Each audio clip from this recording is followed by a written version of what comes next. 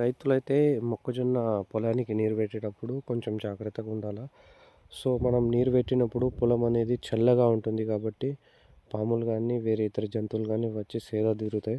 So ఇక్కడ మీరు ఒకసారి చూడండి. సో ఇది మేబీ నాకు పాముది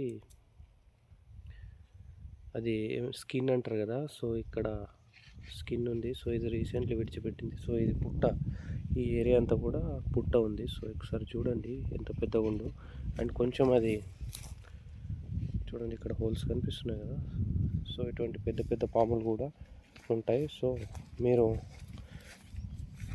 మన మెయిన్లీ అంటే మొక్కజొన్న పంట ఏపుగా పెరుగుతుంది. సో లోపల మనం నీళ్ళు ఇవ్వడం ద్వారా చల్లగా ఉంటుంది కాబట్టి ఇటువంటి జంతువులు మధ్యాహ్నం సమయంలో కానీ ఎండ సమయంలో వేడి సమయంలో ఎటువంటి జాగాలో సేద తీరుతాయి.